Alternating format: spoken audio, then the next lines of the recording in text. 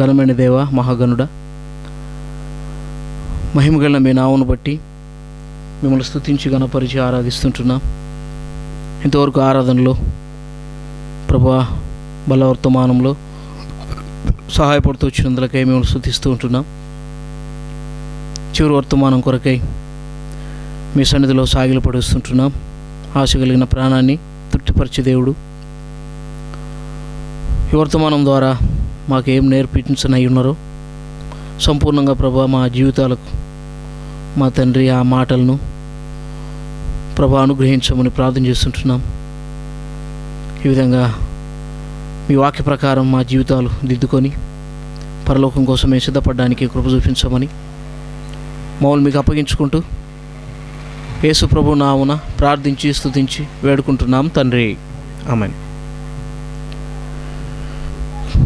ప్రియమైన దేవుని ప్రజలారా, ప్రభువైన యేసుక్రీస్తు నామమున మీకు అందరికీ మరి శుభములు తెలియజేస్తుంటున్నాను. సమయంలో బైబిల్లో నుండి శ్రేష్టమైన ఒక అంశాన్ని మనం మరి ఎన్నుకున్నాం. ఏంటంటే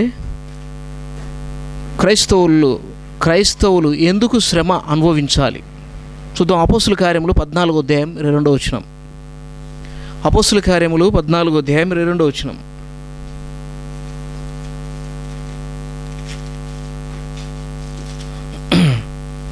అపోస్తుల కార్యములు 14:22 వచ్చానని మనందరం కూడా కలిసి చదువుకుందాం.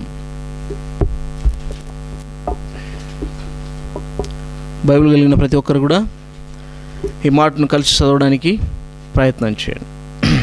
అపోస్తుల కార్యములు 14వ అధ్యాయము 22వ వచనం. శిష్యుల మనసులను దృఢపరిచి విశ్వాసమందు నిలకడగా ఉండవలెననియు అనేక శ్రమలను అనుభవించి మనము దేవుని రాజ్యంలో ప్రవేశింపవలననియు వారిని హెచ్చరించిరి. యాకోబు రాసిన పత్రిక, అలాగే యాకోబు రాసిన పత్రిక 1వ అధ్యాయం 12వ వచనం. యాకోబు రాసిన పత్రిక 1వ అధ్యాయము 12వ వచనాన్ని చదువుకుందాం. శోధన సహించువాడు ధన్యుడు, అతడు శోధనకు నిలిచిన వాడై ప్రభు తన్ను ప్రేమించు వారికి వాగ్దానం చేసిన జీవ కిరీటము పొందును. యోహాను సువార్త 16వ అధ్యాయం 33వ వచనం. యోహాను సువార్త 16:33. 16వ అధ్యాయము 33వ వచనాన్ని కూడా చదువుకుందాం. యోహాను సువార్త 16:33. నా యందు మీకు సమాధానం కలుగునట్లు ఈ మాటలు మీతో చెప్పుచున్నాను. లోకములో మీకు శ్రమ కలుగును, అయినను ధైర్యం తెచ్చుకొనుడి, నేను లోకమును జయించి ఉన్నాను. లోకమును జయించి ఉన్నాను నేను. కాబట్టి ప్రియమైన వారలారా, మనం చదువుకుంటున్న ఈ 3 వచనాల్లో అపోస్తుల కార్యములో 14:22 వచనంలో చెప్పుకున్న ఈ మాట, మనం అనేక శ్రమలు అనుభవించి పరలోకం చేరాలా అని శిష్యుల మనసులను దృఢపరిచి చెప్తా ఉన్నాడు. పరలోకం చేరాలంటే మనం అనేక శ్రమలు అనుభవించాలి అని చెప్పబడింది. దాదాపుగా మనము చాలామంది యేసుక్రీస్తుని నమ్ముకుంటే మనకు శ్రమలు, శోధనలు, ఇబ్బందులు ఇవన్నీ కూడా మనకు రాకుండా మనం అనుకున్నట్లుగా ఉంటాయి అని చాలామంది అమాయకంగా ఈ విధంగా తలంచే ప్రజలు కూడా లేకపోలేదు. మరి చాలామంది మరి మందిరాలకు వచ్చే ప్రజలు ఇలాంటి ప్రజలే మనకు కనపడుతూ ఉంటారు. అన్నీ బాగైతాయి, మన చర్చికి వస్తే మనకు మరి అన్నీ బాగైతాయి అంటే వాళ్ళ ఆలోచన ప్రకారం, అన్నీ వాళ్ళ ఆలోచన, వాళ్ళ ఊహ, వారి యొక్క తలంపుల ప్రకారం అన్నీ బాగైతాయి అన్నమాట. కాబట్టి మాకు ఏ కొరత ఉండదు, ఇక మాకు అంతా సమృద్ధి ఉంటుంది, శరీర సంబంధమైన రోగాలు రావు, శరీర సంబంధమైన ఇబ్బందులు ఉండవు, శరీర సంబంధమైన బాధలు ఉండవు. కాబట్టి ఇక అన్ని విషయాలలో మాకు అన్ని విధాలుగా మేము ఆలోచిస్తామో అవన్నీ మాకు మరి నెరవేరుతాయి, మేము అనుకున్నది కూడా మాకు జరుగుతుంది. ఇటువంటి తలంపులతో ఇటువంటి ఆలోచనలతో మరి వస్తుంటున్న వారు మరి చర్చిలలో మనకు దాదాపుగా కనపడతారు.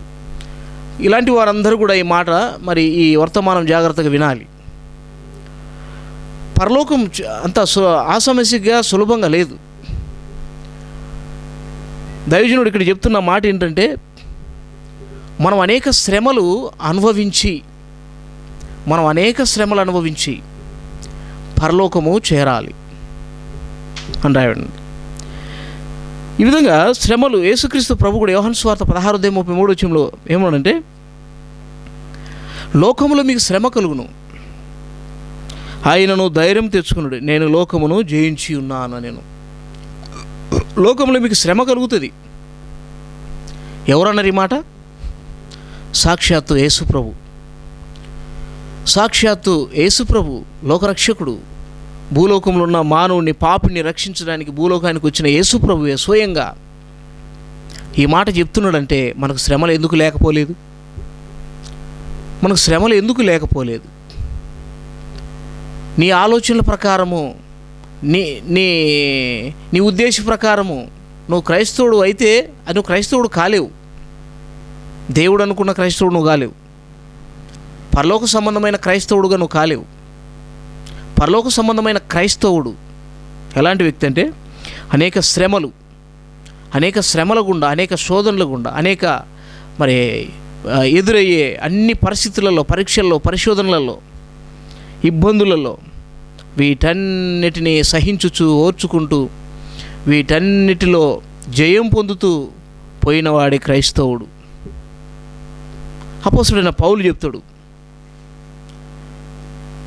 నా విశ్వాసం కాపాడుకున్నా, నా పరుగు తుదముట్టించిన. ఎలా తన విశ్వాసం ఎలా కాపాడుకున్నాడు? ఎన్నో శ్రమలు అనుభవించాడు. భయంకరమైన శ్రమలు అపోస్తలుడి యొక్క జీవితంలో మరి తను అనుభవిస్తూ వచ్చిన శ్రమలు, ఆ శ్రమలన్నీ అనుభవిస్తూ వాటన్నిటిలో కూడా మరి సహిస్తూ ఓర్చుకుంటూ దేవుని కోసం నమ్మకంగా భూమి మీద బ్రతికి ఈ విధంగా ఎన్నో పత్రికలు రాస్తూ మనకు ఆదర్శుడిగా నిలబడినాడు. నేను క్రీస్తుని పోలి నడుచుకున్న ప్రకారం మీరు నన్ను పోలి నడుచుకునడి అని పౌలు చెప్తూ వచ్చాడు. యేసుప్రభు కూడా ఏమంటాడంటే,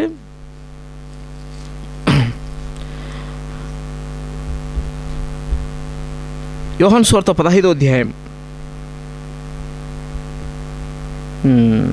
యోహాను సువార్త 15వ అధ్యాయంలో మాట ఉంటుంది.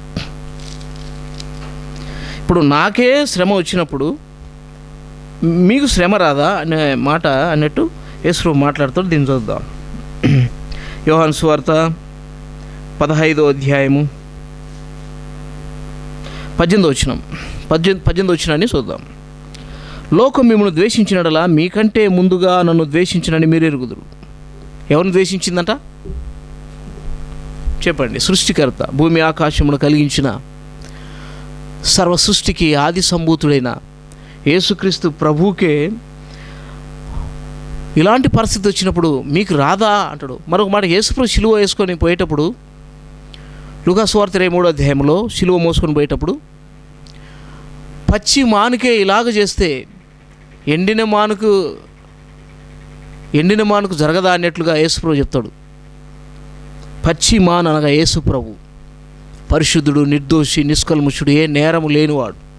ఎండిన మాననగా భూమి మీద ఉంటున్న నేరస్తులమైన మనం. కాబట్టి యేసుక్రీస్తు ప్రభువే ఎన్నో శ్రమలు అనుభవించాడు. చూడండి, హెబ్రీయుల రాసిన పత్రిక యేసు ప్రభు అనుభవించినట్లుగా ఎన్నో మనకు ఆధారాలు ఉన్నాయి. ఒక మాట చూద్దాం. 5వ అధ్యాయం 7వ వచనం. హెబ్రీయుల రాసిన పత్రిక 5వ అధ్యాయము 7వ వచనం. శరీర దారి అయి ఉన్న దినములలో మహారోదనముతోనూ కన్నీళ్లతోనూ తన్ను మరణం నుండి రక్షింపగలవానికి ప్రార్థనలు, యాచనలను సమర్పించి భయభక్తులు కలిగి ఉన్నందున ఆయన అంగీకరింపబడెను. యేసుప్రభు విషయమై ఏం రాయబడింది? మహారోదనము, కన్నీళ్ళు, శరీరధారి ఉన్న దినములలో మహారోదన, కన్నీళ్ళు. యేసుక్రీస్తు ప్రభువుకు 8వ వచనం కూడా రాయబడింది చూడండి. ఆయన కుమారుడై ఉండి తాను పొందిన శ్రమల వలన విధేయత నేర్చుకొనెను.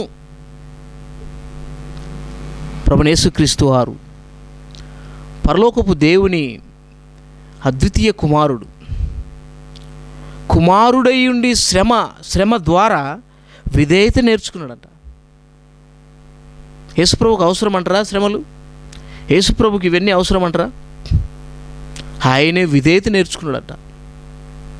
కాబట్టి మన అంశం ఏంటంటే, క్రైస్తవులు ఎందుకు శ్రమ అనుభవించాలి?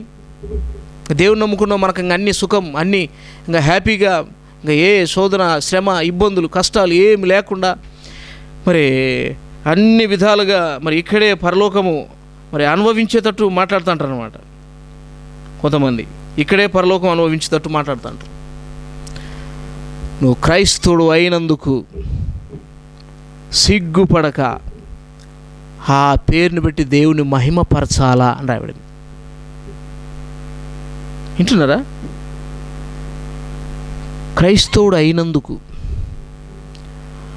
కాబట్టి మన అనుదిన జీవితంలో ఈ శ్రమలు మనల్ని అంతకంతకు ఆయన అనుకున్న అంతస్తుకు, ఆయన అనుకున్న ఆత్మీయ యొక్క అంతస్తులోనికి మనల్ని నడిపిస్తూ వస్తాడు.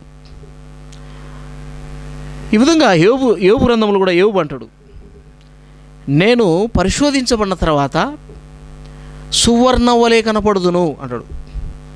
శ్రమల యొక్క పరిశోధన ద్వారా సువర్ణము,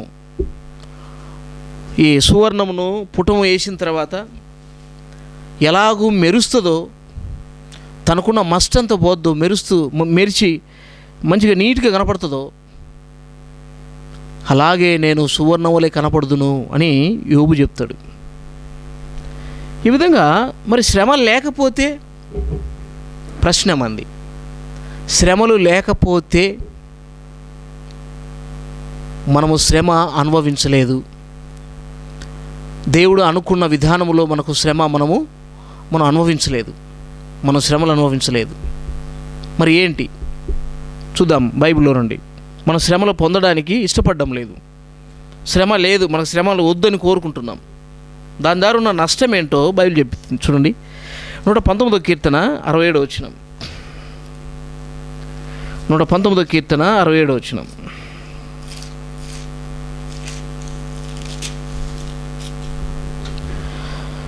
చదువుదాం. శ్రమ కలగక మునుపు నేను త్రోవ విడిచి తిని, ఇప్పుడు నీ వాక్యం అనుసరించి నడుచుకొనుచున్నాను. దావీదు రాస్తున్నాడు ఈ మాట. శ్రమ లేనప్పుడు తనకున్న నష్టం ఏంటి చెప్పండి? త్రోవ విడిచిందంట. దేవుని యొక్క జీవ మార్గాన్ని విడిచి తనకిష్టమైన త్రోవను తొలగిపోయాడు. ఇప్పుడు నేను ఏమంటున్నాడు? ఇప్పుడు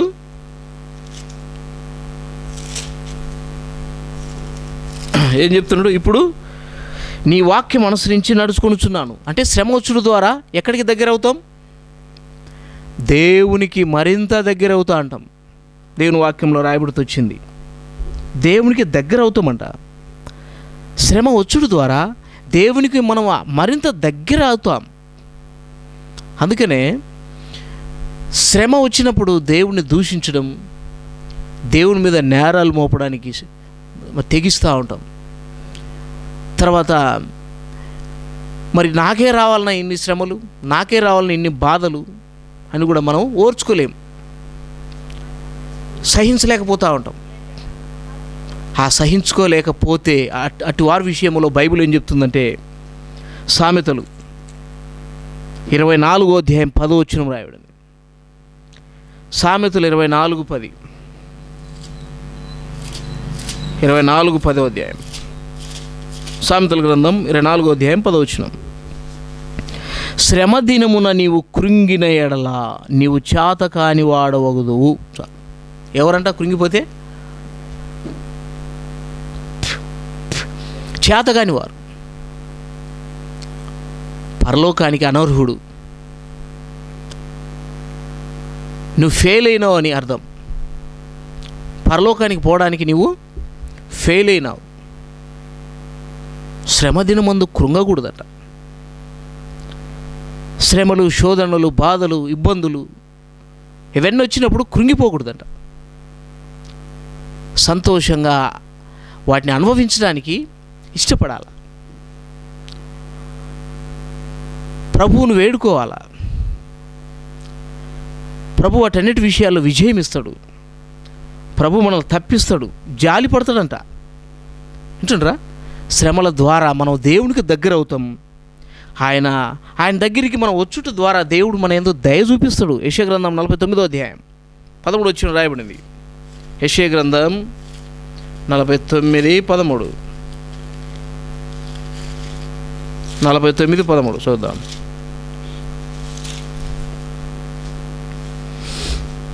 శ్రమ నొందిన తన జనుల యందు జాలిపడి యెహోవా తన జనులను ఓదార్చియున్నాడు. శ్రమ కలిగినప్పుడు, శ్రమ కలిగిందని చెప్పేసి దేవుడు మనల్ని విడిచిపెట్టాడంట. ఏం చేస్తాడు? ఓదారుస్తాడంట. జాలి పడతాడు, ఓదారుస్తాడు. మనల్ని ఓదారుస్తాడు, ఆయన చేరదీస్తాడు. మనకు ఆయన తోడై ఉంటాడు. 91 కీర్తన 15 వచనం. 91 కీర్తన 15 వచనం. ఆయన మనకు తోడై ఉంటాడంట. మన యందు జాలిపడి ఆయన మనకు తోడుగా ఉంటాడంట. ఈ శ్రమల ద్వారా వచ్చే ఫలితం ఏంటంటే కిరీటము. యాకోబు రాసిన పత్రికలో అదే అంటాడు ఈ మాట. కిరీటం ఉంది, కిరీటం. ఒక ఉన్నతమైన స్థితిలోనికి ఈ శ్రమలు మనల్ని తీసుకొస్తాయి. ఉన్నతమైన స్థితిలోనికి, ఆత్మీయ జీవితాన్ని మరింత మెరుగుపరిచి దేవునికి మరింత దగ్గరగా చేసి ఆయన రాజ్యంలో మనల్ని పాలు పంపులు పొందేటట్టు మనల్ని ఆయనకు దగ్గరగా తీసుకెళ్తాయి. అందుకనే శ్రమ వచ్చినప్పుడు మనం ప్రభు దగ్గరికి వచ్చి ప్రభుతో మనం ప్రభువును వేడుకోవాలి. ప్రభువుకు మనం చెప్పుకోవాలి. మన ప్రభువు మనతో ఉంటాడు, మనల్ని ఓదారుస్తాడు. ఆయన జాలి గలవాడు, మనకు తోడై ఉంటాడు, మనకు సహాయం చేస్తాడు. ఇది ఏ శ్రమ? 2 రకాలు. నీ అంతటా అంటే మనంతటా మనం తెచ్చుకునే శ్రమ మొదటిది. రెండవది క్రీస్తు విషయమైన శ్రమ. చూడండి, ఆ మాట బైబిల్లో రాయబడింది. పేతురు మొదటి పత్రిక 1వ అధ్యాయం 11వ వచనం. దేవుని విషయమైన, క్రీస్తు విషయమైన శ్రమే, ఆ శ్రమ ద్వారా మనకు ఫలితం. మనం సంపాదించుకొని నేను శ్రమ పడుతున్నా అంటే దేవుడు వాటికి ఫలితం ఇయ్యడు మనకు. మనం కొని తెచ్చుకునే వాటికి దేవుడు అనుమతిస్తుంటున్న వాటికే మనకు ప్రతిఫలం ఇస్తాడు. చూద్దాం. 10-11 వచనాలు కలిసి ఉంటాయి. మీకు కలుగు ఆ కృపను గూర్చి ప్రవచించిన ప్రవక్తలు ఈ నిరీక్షణను గూర్చి పరిశీలించుచు తమ యందున్న క్రీస్తు. 2 పేతురు చూద్దాం. 2 పేతురు 1వ అధ్యాయము 11వ వచనం.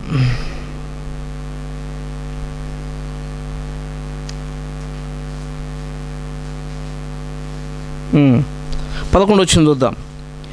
మీరిటి క్రియలు చేయవారైతే ఎప్పుడును తొట్టిల్లరు. అలాగూ మన ప్రభువును రక్షకుడునైన యేసుక్రీస్తు యొక్క నిత్య రాజ్యంలో ప్రవేశం మీకు సమృద్ధిగా అనుగ్రహింపబడును. దేవుని రాజ్యంలో మనకు ప్రవేశం ఏం దొరుకుతుంది?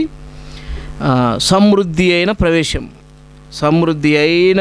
మనకు దొరుకుతుంది.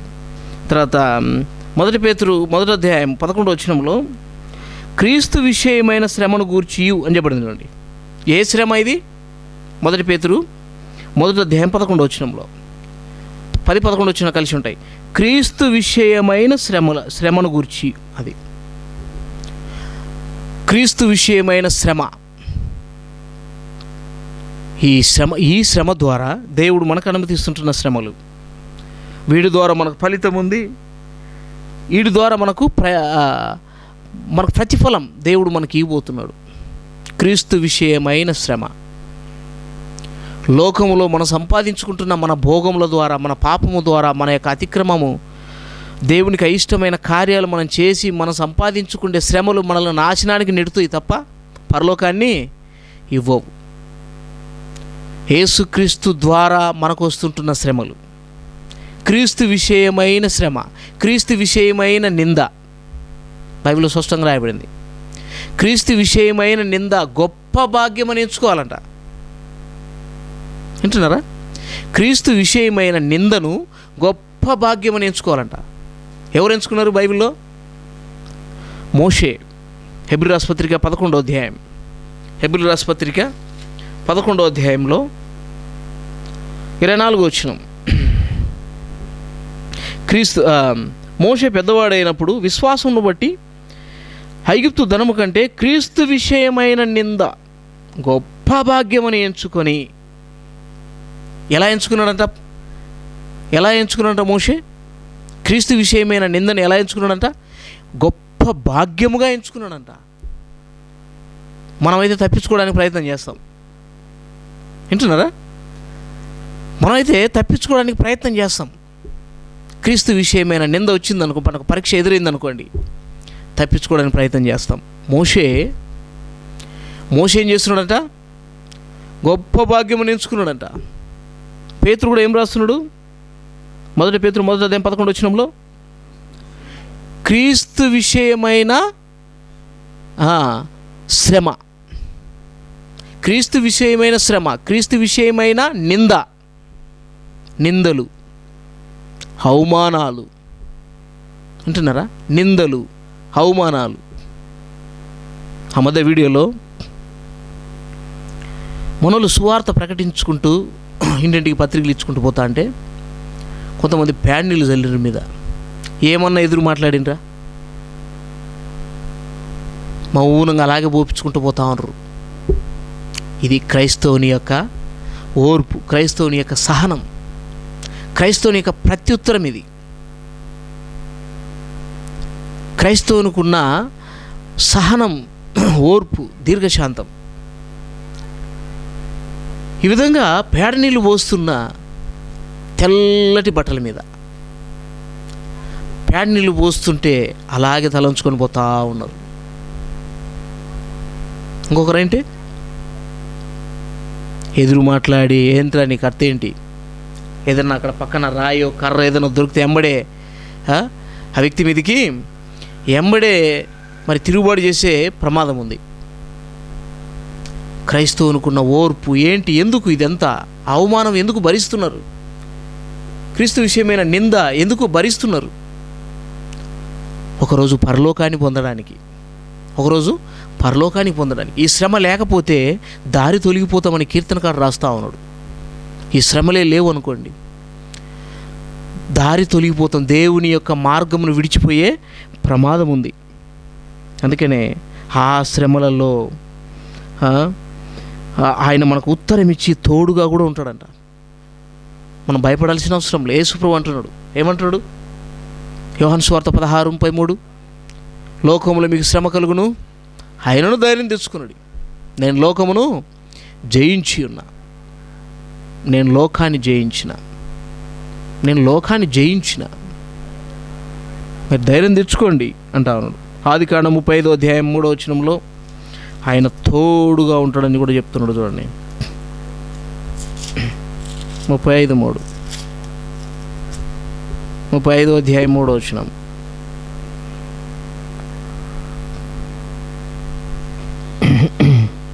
రెండు మూడు వచనాలు కలిసి ఉంటాయి. యాకోబు తన ఇంటి వారితోనూ తన యొద్దనున్న వారందరితోనూ మీ యొద్దనున్న అన్య దేవతలను పారవేసి మిమ్మల్ని మీరు సూచిపరచుకొని మీ వస్త్రమును మార్చుకున్నది. మనం లేచి బేతేలునకు వెళుదాము. నా శ్రమ దినమున నాకు ఉత్తరమిచ్చి నేను వెళ్ళిన మార్గము నాకు తోడై ఉండిన దేవునికి బలిపీఠమును అక్కడ కట్టేదనని చెప్పాను. నా శ్రమ దినమున నాకు ఉత్తరమిచ్చిన దేవుడు. యాకోబు శ్రమ దినం ముందు ఏమి చేసినట్ట? దేవుడు ప్రత్యుత్తరం ఇచ్చాడు. శ్రమ దినమందు ప్రత్యుత్తరం ఇస్తాడు దూరంగా ఉన్నాడు. క్రీస్తు విషయమైన శ్రమ మనం అనుభవిస్తే, అయితే మనం ఆయన యొద్దకు రావాలా. శ్రమ వచ్చినప్పుడు ఏం చేయాలా? ఆయన యొద్దకు రావాలా.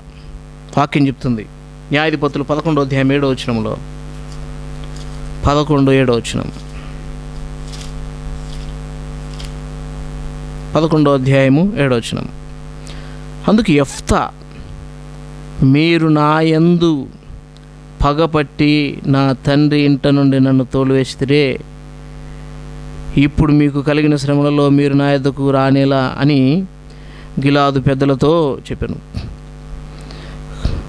మనము దేవుని యొద్దకు రావాలా. దేవుని యొద్దకు మనము మన శ్రమలలో మన ప్రభు దగ్గరికి మనం రావాలా.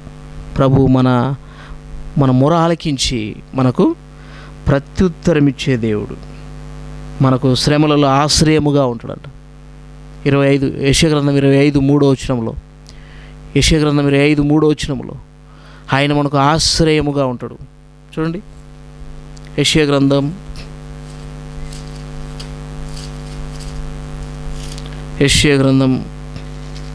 25వ అధ్యాయము 3వ వచనం. 25వ అధ్యాయం 3వ వచనం. భీకరుల ఊపిరి గోడకు తగిలిన గాలివాన వలె ఉండగా నీవు బీదలకు శరణ్యముగా ఉంటివి. దరిద్రులకు కలిగిన శ్రమలలో వారికి శరణ్యముగాను, గాలివాన తగలకుండా ఆశ్రయముగాను, వెట్ట తగలకుండా నీడగాను. ఎన్ని విధాలుగా ఉంటాడంట? ఆశ్రయముగా, ఇంకా నీడగా, శరణ్యముగాను, తర్వాత ఆశ్రయముగాను, ఇంకా నీడగా ఆయన మనకుంటాడంట. ఎంత మంచి దేవుడు! యోనా ఏం చేసిందంటే, ఆ నినివే పట్టణంలో సువార్త ప్రకటించి ఇంకా వారు వినకపోయేసరికి ఆయన పోయి ఒక కొండ మీద పోయి ఈ విధంగా మరి ఉన్నప్పుడు అంటే కొండ మీద మరి ఎండ వేళల అది ఎండకు తనకు శ్రమ అనుభవిస్తూ ఉంటాడు. దేవుడు ఏం చేసింది తెలుసా? అప్పటికప్పుడు సొర చెట్టు పుట్టించి తన మీదకి నీడ వచ్చేటట్టు చేసి శ్రమను తీర్చినట దేవుడు. ఓదార్చమన్నాడు యోనా, ఆనందించిండు. అబ్బా ఎంత మంచి చల్లగా ఉంది, ఈ చెట్టు ఎలా వచ్చింది, ఆనందిస్తున్నాడు. ఆశ్రయముగా ఉంటాడు ఆయన మనకు. మన శ్రమ దినములలో మన ప్రభు దగ్గరికి మనం వచ్చినప్పుడు మనకు ఆశ్రయముగా, ఆశ్రయముగాను నీడగా ఆయన మనకుంటాడు. నీడ, చల్లటి నీడ. అరణ్యములు ఇశ్రాయేలు ప్రజలకు మరి 40 సంవత్సరాల యాత్రలో పగలు ఎండ దెబ్బ తగలకుండా, రాత్రి వెన్నెల దెబ్బ తగలకుండా, పగలు మేఘస్తంభంగాను, రాత్రి అగ్నిస్తంభంగా ఇశ్రాయేలీలకు దేవుడు ఉంటూ వచ్చిందంట.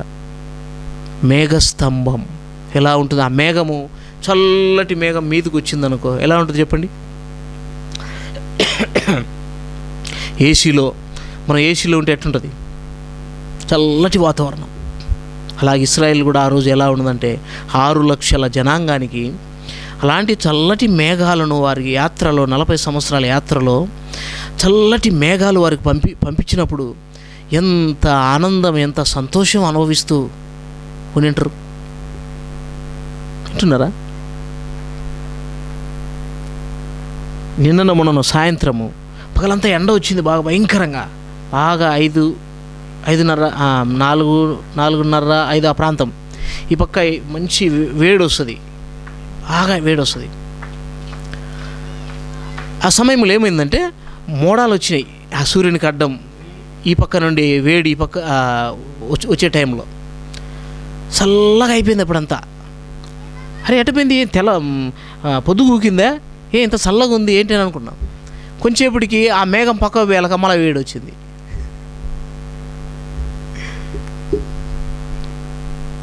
అలాగూ దేవుడు తన పిల్లలకు, తన ప్రజలకు చల్లటి వాతావరణాన్ని, తన మేఘాన్ని పంపిస్తాడంట. శ్రమ దినమందు కృంగకూడదు. శ్రమ దినమందు ప్రభువును ఆశ్రయించాలా, ప్రభు దగ్గరికి రావాలా.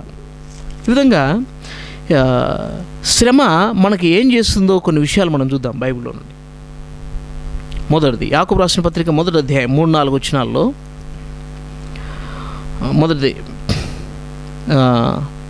వచనాలు రాసుకోండి. యాకోబు రాసిన పత్రిక 1వ అధ్యాయం 3-4 వచనాలు, రోమిలి రాసిన పత్రిక 5వ అధ్యాయము 3వ వచనం, హెబ్రీ రాసిన పత్రిక 10వ అధ్యాయం 36వ వచనం. శ్రమ ఓర్పు అను ఫలాన్ని ఇస్తుందంట మనకు. ఏం చేస్తుందంట? శ్రమ ఓర్పు అనే ఫలాన్ని మనకి ఇస్తుందంట. శ్రమ మనం పొందుట ద్వారా, శ్రమ పొందుటయే నాకు మేలాయను అని చెప్తాడు కీర్తనకారుడు. ఏంటి ఆ మేలు? శ్రమలో ఉన్న మేలు ఏంటంటే అదేంటంట? ఓర్పు అనే ఫలాన్ని ఇస్తుందంట. ఆ ఫలాన్ని మనకిస్తుందంట. ఓర్చుకునే ఆ యొక్క ఫలాన్ని మనకిస్తాడు. రెండవది దేవుని వాక్యంలో రాయబడుతూ వచ్చినది ఏంటంటే సంతోషం అనే ఫలాన్ని ఇస్తుందంట. శ్రమ నొందుట మనకు ఎందుకు మేలు అంటే మనకు సంతోషం అనే ఫలాన్ని ఇస్తుందట. దేవుని వాక్యం రాయబడింది. రెండవది ప్రసంగి గ్రంథం 7వ అధ్యాయం 3వ వచనం. ప్రసంగి గ్రంథము 7వ అధ్యాయం 3వ వచనం. 1 పేతురు 5వ అధ్యాయం 10వ వచనం. 1 పేతురు 5వ అధ్యాయం 10వ వచనంలో ఇదేమిస్తుందంటే కీర్తన 30వ అధ్యాయం 5వ వచనం. సంతోషమును ఫలాన్ని ఇస్తుంది. కీర్తన 30వ అధ్యాయం 5వ వచనం. తర్వాత 126 కీర్తన 126 5-6 వచనాల్లో సంతోషం అనే ఫలాన్ని ఇస్తుందంట. రెండవది మనం శ్రమ అనుభవించడం ద్వారా. ఇక మూడవది మనం శ్రమ అనుభవించడం ద్వారా మనకున్న ఫలితం ఏంటి అంటే బైబిల్లో పరిపక్వత అనే ఫలాన్ని ఇస్తుందంట. పరిపక్వత, ఫలించే ఫలం. పరిపక్వత అంటే సంపూర్ణంగా చెట్టు మీద మాగిన పండు ఎలా ఉంటుంది, ఆ పండులో ఉన్న టేస్ట్ ఏంటి, దానికి ఉన్న రంగు ఏంటి, దానికి ఉన్న మాధుర్యం ఏంటి వింటున్నారా? పండుకు, ఆ చెట్టుకు అది పరిపక్వత అంటారు దాన్ని. దేవునిలో అటువంటి పరిపూర్ణత స్థితిలోనికి మనల్ని నడిపిస్తుందంట. ప్రసంగి 7వ అధ్యాయం 3వ వచనం, 1 పేతురు 5:10 వచనంలో. నాలుగవది శ్రమ మనం పొందుట ద్వారా నీతి అను సమాధాన ఫలం ఇస్తుందంట. వింటున్నారా? నీతి అనే సమాధాన ఫలం. సమాధానము మనం ఒకటి చూస్తున్నాం. రెండవది నీతి అనే సమాధానం ఆ ఫలాన్ని ఇస్తుందంట. నీతి అనే సమాధానం. హెబ్రీ రాసిన పత్రిక 12వ అధ్యాయం 11వ వచనంలో ఈ మాట రాయబడుతూ వచ్చింది. నీతి అనే సమాధానాన్ని మనకి ఇస్తుంది, ఆ ఫలాన్ని ఇస్తుందట.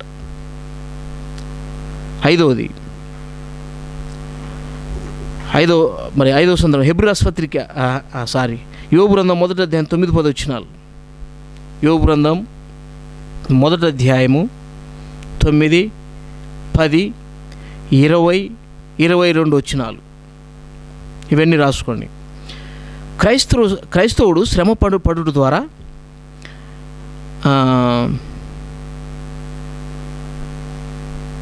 సాతాను యొక్క నోరు మూపించే పరిస్థితి వస్తుందంట. వింటున్నారా? వాని నోరు మూపిస్తామంట మనం. డంబంగా మాట్లాడే నోరు. వాడు ఏం మాట్లాడుతున్నాడంట సహోదరుల మీద రాత్రింబవళ్ళు నేరాలు మోపుతున్నాడంట దేవుని దగ్గర. వింటున్నారా? వాని నోరు మూపిస్తామంట మనం క్రైస్తవుడు శ్రమ అనుభవించడం ద్వారా. తర్వాత ఐదవది అపోస్తుల కార్యములు 14వ అధ్యాయం 2వ వచనంలో శ్రమ మనం ఎందుకు పొందాలంటే పరలోకం కోసం. శ్రమ పొందితేనే పరలోకం అని చెప్పబడుతూ వచ్చింది. పరలోకం ఎలా వస్తుందంటే మనం శ్రమలు పొందితేనే మనకు పరలోకము దేవుడిస్తాడు తప్ప మనం అనుకున్న మార్గంలో మనం ఊహించే విధానంలో మనకు పరలోకము దొరకదు. ఇక 7వది చివరిగా, మరి 7వది కీర్తన 70:5 శ్రమ ద్వారా మనకున్న ప్రయోజనం ఏముందంటే దీనులం అవుతామంట. యేసు ప్రభు ఏం నేర్చుకున్నాడంట? హెబ్రీ పత్రిక 5:8 చెప్పండి, ఏం నేర్చుకున్నట్ట? శ్రమల ద్వారా విధేయత నేర్చుకున్నాడంట. కీర్తన 70:5 దీనత్వాన్ని నేర్చుకుంటామంట. కీర్తనకారు రాస్తాడు, నేను దీనుడునైతిని, శ్రమల పాలై దీనుడునైతిని. ఇవన్నీ దేవుడు కోరుకున్న ఫలాలు, దేవుడు ఆశించిన ఫలాలు మనలో. ఈ ఫలాల కోసమే మనలో ఆయన ఎదురు చూస్తున్నాడు. ఈ ఫలాలు మనం ఇవ్వాలి ఆయనకు, ఈ ఫలాలు మనం ఆయనకు అందియాల. కాబట్టి ఈ విధంగా ఈ శ్రమల ద్వారా దేవుడు మనల్ని సంపూర్ణులుగా చేసి తన రాజ్యానికి మనల్ని ఆయన వారసులుగా చేస్తున్నాడు. ఇక లోక సంబంధమైన శ్రమ ఏంటంటే, రెండో విధమైనది ఏంటంటే మనం సంపాదించుకునే శ్రమ. లోకం అంటే మనము సంపాదించుకునేది. ఇది ఈ శ్రమ కీర్తన 16:4 యెహోవాను విడిచి వేరొకనే అనుసరించడం ద్వారా వచ్చే శ్రమ. ఇది దేవుణ్ణి విడిచి వేరొకరిని వచ్చే శ్రమ. ఇది రెండవది. ఇదేంటంటే ఇది మనకు మరణాన్ని కలగజేస్తుంది. క్రీస్తు విషయమైన శ్రమ, క్రీస్తు విషయమైన నింద, క్రీస్తు విషయమైన బాధలు, క్రీస్తు విషయమైన అవమానాలు అంతకంతకు మనల్ని మరి ఉన్నత స్థితిలోనికి, పరలోక స్థితిలోనికి మనల్ని నడిపిస్తున్నాయి. మనంతటిగా మనం సంపాదించుకొని మన భోగముల నిమిత్తం మరి లోక సంబంధమైన వాటి విషయమై మనం సంపాదించుకుంటున్న ఈ శ్రమ మనల్ని నాశనంలోకి నడిపిస్తాయి. చూడండి, యెషయా గ్రంథం 1:4 చెరుపు చేయి పిల్లలారా మీకు శ్రమ అంటాడు. యెషయా గ్రంథం 5:8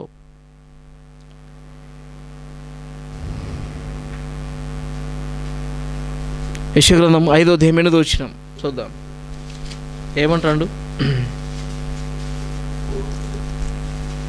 స్థలము మిగలకుండా మీరు మాత్రమే దేశంలో నివసించున్నట్లు ఇంటికి ఇల్లు కలుపుకొని పొలమునకు పొలము చేర్చుకొని మీకు శ్రమ. ఇంటికి ఇండ్లు సమకూర్చుకుంటూ ఇతరులకు లేకుండా నేనే బ్రతకాలా, అది నేనే ఉండాలా, నేనే నా కొరకే, ఇది నేనే స్వార్థ జీవితంతో బ్రతికితే శ్రమ. 29:15 కూడా ఇది లోక సంబంధమైన మనం సంపాదించుకునే శ్రమ. ఇది 29:15 తమ ఆలోచనలు యెహోవాకు కనబడకుండా లోపల వాటిని మరుగు చేయి చూచు వారికి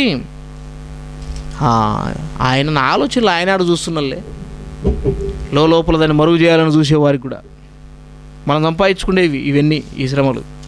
వీటి ద్వారా మనకు పరలోకం లేదు. 30:1 యెషయా గ్రంథం 30:1 యెహోవా వాక్కు ఇదే, లోబడని పిల్లలకు అది దేవునికి లోబడకపోతే శ్రమ. అదనమాట, దేవునికి లోబడకపోతే శ్రమ. దేవునికి లోబడకపోతే ఏముంది? శ్రమ ఉంది. కాబట్టి దేవునికి లోబడకపోతే శ్రమ అని బైబిల్ చెప్తుంది. ఇది మనము సంపాదించుకుండే శ్రమ. 33:1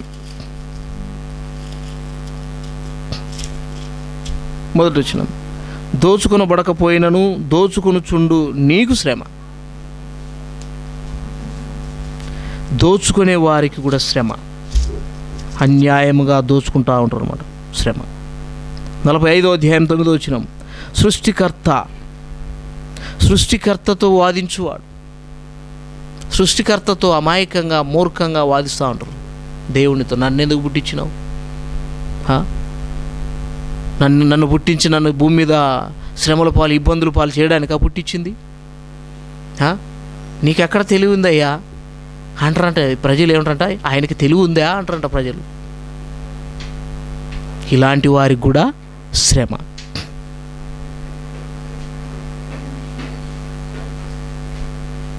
కాబట్టి ఈ శ్రమను మన మేలుకు ఎంచుకోవాలి. ఈ క్రీస్తు విషయమైన శ్రమ, దేవుడు అనుమతిస్తుంటున్న శ్రమను మన మేలుకు ఇది నా మేలు కొరకే ప్రభు అనుమతిస్తున్నాడు అనే వారి విషయమై కూడా బైబిల్లో చూద్దాం. సామెతల్లో మొదట లేక కీర్తన 119:71, కీర్తన 119:71 వచ్చిన, ఇది నా మేలు కొరకే ఈ శ్రమ, ఇది నా మేలు కొరకే ఈ శ్రమ అనుకున్న భక్తులు దావీదుగా మనకు కనపడుతున్నాడు. 119 కీర్తన 71 వచనంలో ఏం చెప్తున్నాడు చూద్దాం. 119 కీర్తన 71 వచనం, నేను నీ కట్టడలను నేర్చుకున్నట్లు శ్రమ నొంది ఉండుట నాకు ఎందుకంట దేవుని యొక్క కట్టడలు, దేవుని యొక్క విధులు, దేవుని యొక్క ధర్మ విధులు, దేవుని యొక్క ధర్మశాస్త్రం యొక్క పద్ధతులు, ఆయన వాక్యము, ఆయన యొక్క మంచితనం, ఆయన క్రియలు నేర్చుకోవాలంటే మనకేం కావాలా? శ్రమ నొందుటయే నాకు మేలాయను అని చెప్తాడు. శ్రమను మేలుగా ఎంచుకున్న భక్తులు మనం చూస్తున్నాం. క్రీస్తు విషయమైన శ్రమ, క్రీస్తు విషయమైన నింద ఎంతో గొప్ప భాగ్యము అని వారికి అర్థమైన వారి యొక్క స్థితిని మనం చూస్తున్నాం. హెబ్రీ రాసిన పత్రిక 11వ అధ్యాయం 4వ వచనంలో మోషే క్రీస్తు విషయమైన నింద గొప్ప భాగ్యమని ఎంచుకున్న భక్తుడు మోషే. పౌలు యొక్క జీవితంలో అపోస్తుడైన పౌలు యొక్క జీవితంలో 2 కొరింథీ 8వ అధ్యాయం 2వ వచనంలో వారు బహుశ్రమల వలన పరీక్షింపబడగా అంటే అప్పుడు చూడండి, బహుశ్రమలు ఇప్పుడే ఉన్నాయి మనకు ఆ శ్రమలు. ఆ కాలంలో భయంకరమైన శ్రమలు ఎదుర్కొంటూ వచ్చిండ్రు. కొరింథీయులకు రాసిన 2వ పత్రిక 8వ అధ్యాయం 2వ వచనం, 8వ అధ్యాయం 2వ వచనం, ఎలాగనగా వారు బహుశ్రమల వలన పరీక్షింపబడగా అత్యధికముగా సంతోషించిరి. ఏం చేసినట్ట వారు సంతోషించిర్రు. ఈ సంతోషానికి గల వెనకల్లా ఉన్న కారణం ఏంటి? ఎందుకు సంతోషిస్తున్నారు చెప్పాలా? ఎందుకు సంతోషిస్తున్నారు?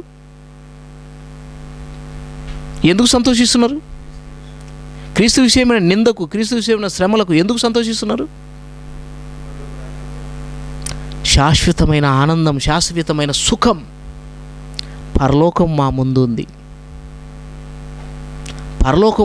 ఉంది. అల్పకాల పాప భోగము ఇది ఎంతకాలం? ఇది ఎంతకాలం? ఇది ఎంతసేపు? ఈ శ్రమ ఎంతసేపు ఉంటుంది? ఈ శ్రమ కొంతసేపు సహిస్తే, కొంచెంసేపు ఓర్చుకుంటే శాశ్వతంగా నేను ఆ లోకంలో శాశ్వతంగా నేను ఆనందాన్ని అనుభవించగలను అని అనుకుంటా. అని వాళ్ళకున్న ఆనందం అది, వారి హృదయంలో వారి హృదయంలో ఉన్న వారికి ఉన్న ఆనందం అదే. ఈ విషయమై ఒకరికొకరు ఓదార్చుకున్నారంట. ఆ కాలంలో యేసుక్రీస్తు ప్రభు పొందిన శ్రమను తలంచుకొని, యేసు ప్రభు శిలువ మరణాన్ని తలంచుకుంటూ ఓదార్చుకున్నారంట. కొరింథీయులకు రాసిన 2వ పత్రిక 1వ అధ్యాయము 4వ వచనం, 1వ అధ్యాయము 4వ వచనం, దేవుడు మిమ్మల్ని ఏ ఆదరణతో ఆదరించుచున్నాడో ఆ ఆదరణతో ఎట్టి శ్రమలలో ఉన్న వారినైనను ఆదరించుటకు శక్తిమంతులగునట్లు ఆయన శ్రమ అంతటిలో మమ్మల్ని ఆదరించుచున్నాడు. ఆయన శ్రమ అంతటిలో కూడా ఆదరిస్తున్నాడంట ఆయన మనం. అంతేకాదు, మీరు ఒకరినొకరు కూడా ఆదరించుకున్నాడు. 7వ అధ్యాయం 4వ వచనంలో మాట చూద్దాం. 4వ వచనం, మీ ఎడల నేను బహుధైర్యముగా మాట్లాడుచున్నాను, మిమ్మల్ని గూర్చి నాకు చాలా అతిశయము కలదు. ఆదరణతో నిండుకొని ఉన్నాను, మా శ్రమ అంతటికి మించిన అత్యధికమైన ఆనందముతో ఉప్పొంగుచున్నాము.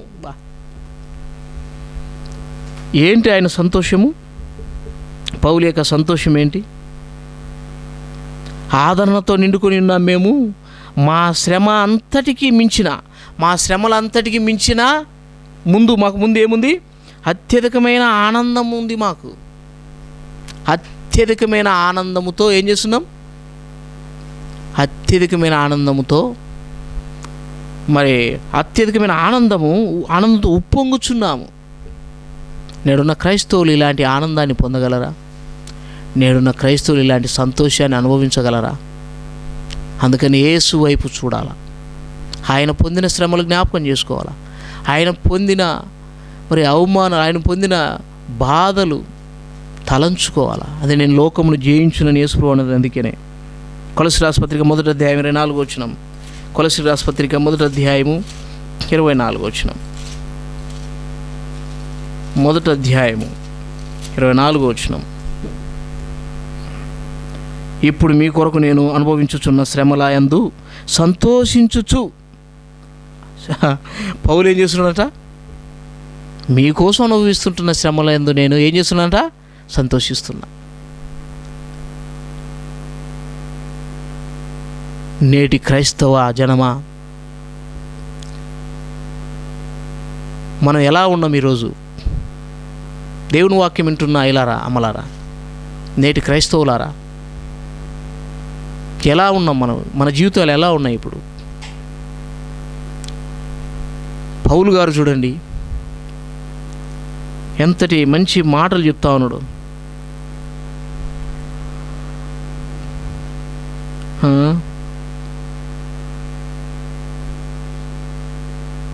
ఇప్పుడు మీ కొరకు నేను అనుభవించుచున్న శ్రమల యందు సంతోషించుచున్నాను. సంతోషపడుతున్నా. సంతోషం ఎందుకు? ఇది ఎక్కువ రోజులు ఉండదు కదా. ఈ శ్రమ లేకపోతే అవమానాలు ఈ తాత్కాలికమైనవే. నిత్యమైన ఆనందం నా కోసం కిరీటం ఉంది పరలోకంలో. యాకోబు అదే అంటాడు, కిరీటం ఉందంట పైన. ఆ శ్రమలలో పాలిభాగస్తులు మనం కావాలా. మొదటి పేతురు 4వ అధ్యాయం 13వ వచనం. మొదటి పేతురు 4వ అధ్యాయం 13వ వచనం. 4వ అధ్యాయం 13వ వచనం. 4వ అధ్యాయం 13వ వచనం. క్రీస్తు మహిమ బయలుపరచబడినప్పుడు మీరు మహానందముతో సంతోషించు నిమిత్తం క్రీస్తు శ్రమలలో మీరు పాలువారై ఉన్నంతగా సంతోషించుడి. అది తలంచుకుంటూ సంతోషించాలంట. దేవుని పిల్లలను చూసినరా ఈరోజు సువార్తలలో దెబ్బలు తింటూ, అవమానాలు పడుతూ, నిందిస్తూ, ఎంత ఓర్పుతో, ఎంత సహనముతో వారి ముఖంలో ఉన్న కళ దగ్గక, వారికి స్థితి మారక ఎంత సంతోషంగా వాటిని అనుభవిస్తూ పోతున్నారంటే ఏముంది వాళ్ళ ముందు? ఆనందం ఉంది. క్రీస్తు విషయమైన నింద ద్వారా, క్రీస్తు విషయమైన శ్రమల ద్వారా నిత్యమైన ఆనందం, సంతోషం. ప్రకటన గ్రంథం 1వ అధ్యాయం 9వ వచనంలో ఆ శ్రమలలో నేను పాలిభాగస్తుడినై ఉన్నానని యోహాను రాస్తున్నాడు. అట్లాంటి శ్రమలలో నేను కూడా ఒకణ్ణి. అంటున్నారా? నేను కూడా ఒకణ్ణి. నేడున్న మన పరిస్థితి ఎలా ఉంది? మన పరిస్థితి ఎలా ఉంది? నేడున్న క్రైస్తవ జనమా, క్రీస్తు కొరకు అవమానాలు, నిందలు, బాధలు, కష్టాలు భరించడానికి సిద్ధమా?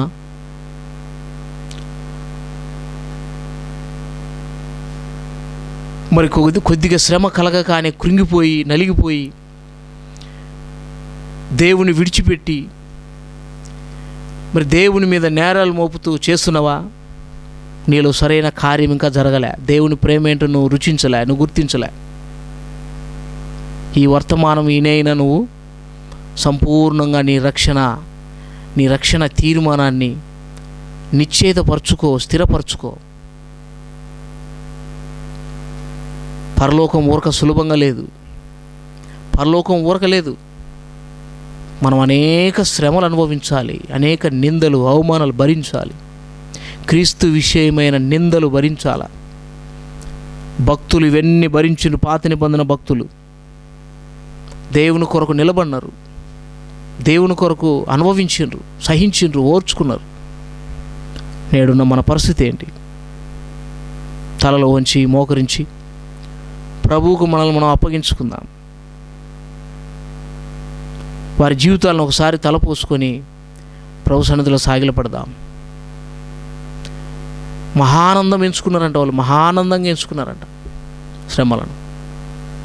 దేవుడు మనకెందుకు అనుభవిస్తున్నాడంటే మన మీద ఉన్న ప్రేమ చేతనే. అది ఆయన కావాల్సిండి హృదయపూర్వకంగా మనకు అనుమతించి మనల్ని నాశనం అయిపోవాలని కాదు, శ్రమల ద్వారా మనల్ని పరిపూర్ణులుగా చేయడానికి, పరలోక వారసులుగా చేయడానికి, నిత్య సంతోషానికి వారసులు చేయడానికి, మనల్ని దీనులుగా ప్రభు కోరుకున్న ఫలాలు, దీనత్వము, మంచితనం అంతటిని తీసుకురావడానికి. అందుకే ప్రభుకు అప్పగించుకుందాం, మోకరించి ప్రార్థన చేసుకుందాం. ప్రేంగల మా తండ్రి,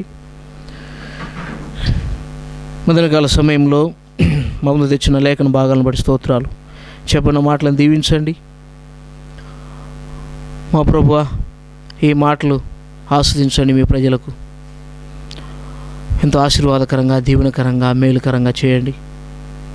ఈ మాటలు ఎందు లక్ష్యముంచి శ్రమలలో, అవమానాల్లో, నిందల్లో, బాధల్లో, కష్టాల్లో కృంగిపోకుండా మహానందమని ఎంచుకుంటూ సంతోషిస్తూ ప్రభువా, లోకమును అనుభవించి జయించిన మీ వైపు చూస్తూ మరింత ధైర్యం తెచ్చుకొని భూమి మీద బ్రతకడానికి మాకు సహాయం చేయండి. కృంగిపోయిన సమయాలు లేకపోలేదు, నిరుత్సాహపడిన పరిస్థితులు లేకపోలేదు, నేరాలు మోపిన సందర్భాలు లేకపోలేదు. దేవుడు ఉంటే నాకెందుకు ఇలా జరుగుతుంది, దేవుడు ఉంటే నాకే ఎందుకు వస్తాయి ఇవన్నీ అని కూడా అనకపోలేదు. నిజంగా ఎంతో బలహీనులము, ఎంతో దౌర్భాగ్యులం. ప్రభువా, నువ్వు ఎంత మంచి దేవుడు. మమ్మల్ని ప్రేమించి మమ్మల్ని ఉన్నత స్థితిలోకి తేడానికే శ్రమలు, అవమానాలు, క్రీస్తు విషయమైన శ్రమలు, నిందలు ఇవన్నీ మాకు అనుమతిస్తున్నారు.